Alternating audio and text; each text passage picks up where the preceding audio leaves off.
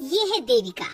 देविका पढ़ी लिखी और मॉडर्न लड़की है, लेकिन उसकी शादी ऐसे परिवार में हुई है जो गांव में रहता है। भले ही ये 21वीं सदी है, लेकिन देविका की ससुराल वालों की सोच वो तो 18वीं सदी से आगे बढ़ी ही नहीं।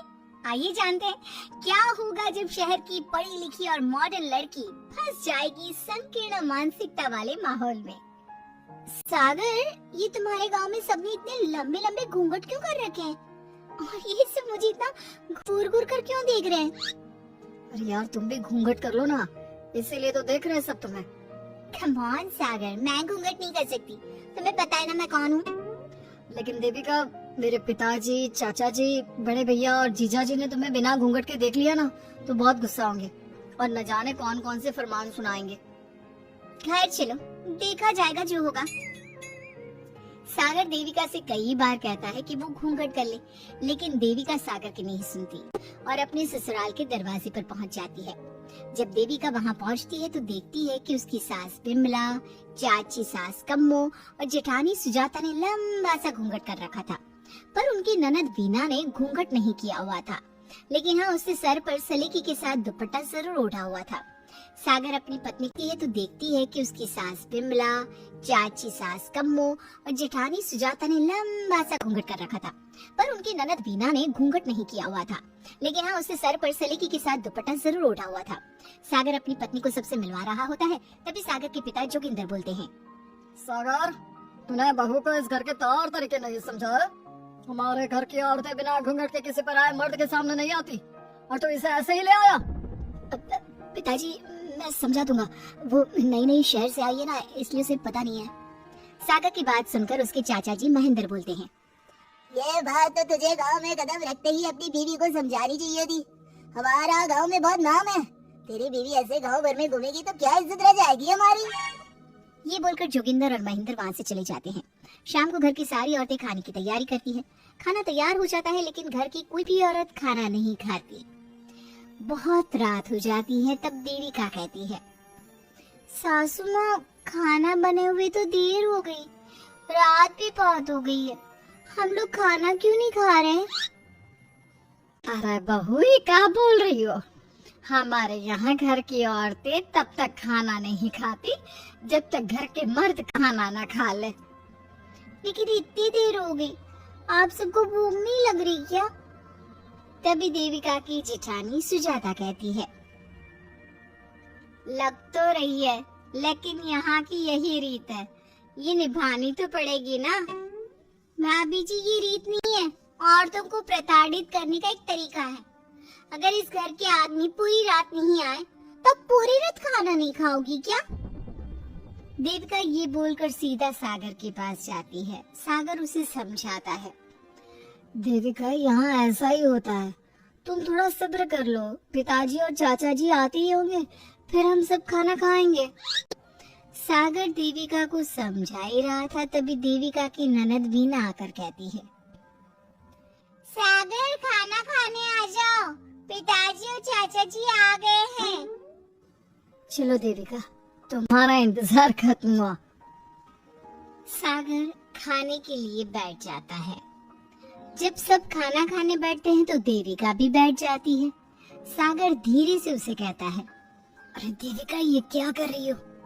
तुम इस तरह हमारे साथ खाना नहीं खा सकती। अगर क्यों सागर, मुझे भूख लगी है, सब लोग खा रहे हैं तो मैं क्यों नहीं खा सकती? ये हमारे घर का नियम है, पहले घर के आदमी खाते हैं और बाद में औरतें।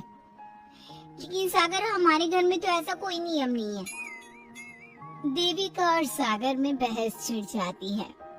तब सागर का बड़ा भाई कहता है, सागर, तेरी बीबी को एक बार में समझ में नहीं आता क्या कि इस घर की औरतें मर्दों के खाना खाने के बाद ही खाना खा सकती है?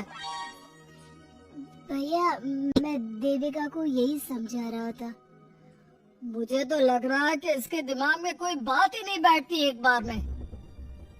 भैया, मेरे दिमाग में बात तब बैठेगी ना जब आपकी बात कोई ढंग की होगी। अरे आखिर क्यों घर की औरतों को आप लोगों की बात खाना मिलेगा? हाँ, अब से पहले घर की किसी औरत ने घर के किसी मर्द से इस लहजे में बात नहीं की थी। इसलिए वो सब देविका की बात सुनकर हैरान रह गए। तभी सागर के जीजा और वीना के पति कल्याण जी कहते हैं, ये क्या है सागर? इस घर की दीवारों को औरतों की इतनी ऊंची आवाज सुनने की आदत नहीं है। अपनी बीवी को बोल जरा होश से काम ले और चुपचाप चली जाए। क्यों चली जाऊं मैं चुपचाप? इस घर की औरतें आपकी हर बात बर्दाश्त कर लेंगी, लेकिन मैं शहर की पढ़ी लिखी लड़की हूँ। आपके कोई भी फालतू के रीति रिवाज मैं नहीं बर्दाश्त करने वाली। इस तरह देविका ने सारे घर की औरतों के लिए मिसाल पैदा कर दी। जोगिंदर के घर में पहली बार किसी महिला ने विरोध का स्वर उठाया है। ये बात घर के किसी मर्द को बर्दाश्त नहीं हो रही है।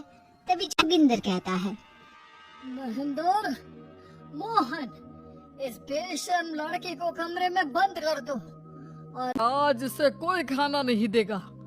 अगर किसी ने इसे खाना दिया तो मैं उसे जिंदा नहीं छोड़ूंगा। रात के 3 बज जाते हैं।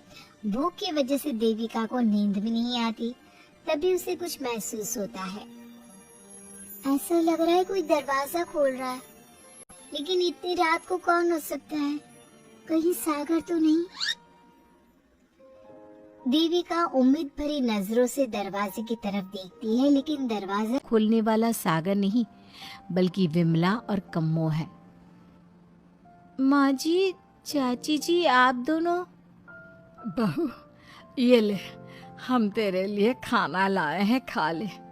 और ये बात ना तो किसी को बताना मत कि हमने तुझे खाना दिया है, नहीं तो हमारे मर्द मार मार कर हमारा बुरा हाल कर देंगे। माँ जी, आप यहाँ इतना घुट घुट कर क्यों रहती हो? देविका, अब तू भी इस घर की बहू है, तू भी हमारी तरह रहना सीख ले। इस घर के कायदे कानून अपना ले। इस घर के मर्द तो कभी बदलने वाले हैं नहीं बहू, तो तू ही बदल ले अपने आप को। माँ जी, बदलाव अच्छे के लिए हो तो हमें बदलना चाहिए। बेकार और बेतुकी बातों का तो विरोध करना चाहिए। दोनों ने देविका को समझाने की कोशिश की, लेकिन देविका ने उल्टा उन्हें ही समझा दिया। इसी तरह एक दिन देविका किसी बात पर जोर जोर से हंस रही थी। तभी देविका की सास विमला ने उसे टोकते हुए कहा, अरे बहू, तू इतनी जोर जोर से क्यों हंस रही है? हमारे घर की औरतें इतनी जोर जोर से नहीं हंसती।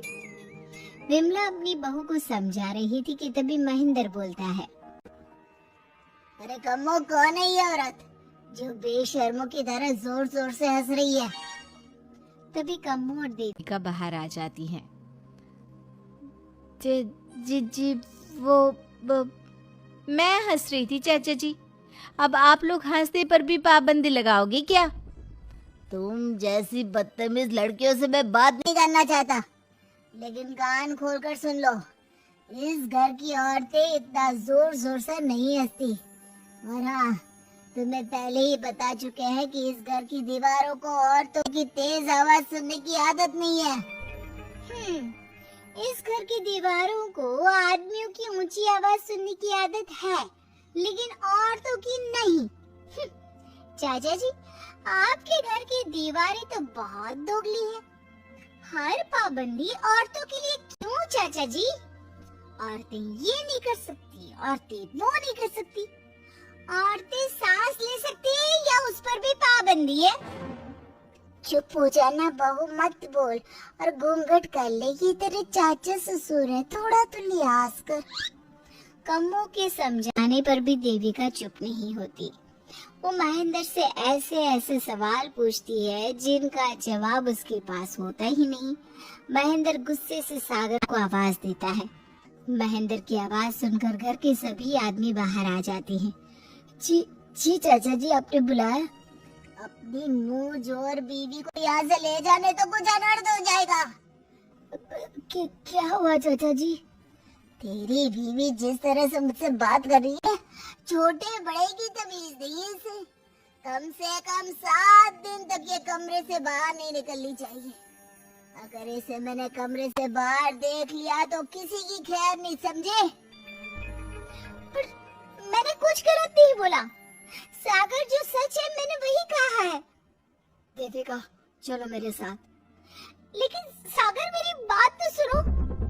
सागर देविका को वहां से ले जाता है। इसी तरह से कई दिन बीत गए। अब देविका अपने ससुराल में हर गलत बात का विरोध करने लगी, लेकिन जितना ज्यादा वो विरोध करती उसके ससुराल वाले उस पर उतना ही ज्यादा अत्याचार करते। अब देखना ये है कि देविका अपने ससुराल वालों के अत्याचार को यूं ही सहती रहेगी। क्या उसके ससुराल में घूंघट में औरतों का दम इसी तरह घुटता रहेगा? अगर आप इन सवालों के जवाब जानना चाहते हैं ना, तो हमें कमेंट करके जरूर बताइएगा। और हमारी स्टोरी को लाइक, शेयर और चैनल को सब्सक्राइब करना ना भूलें।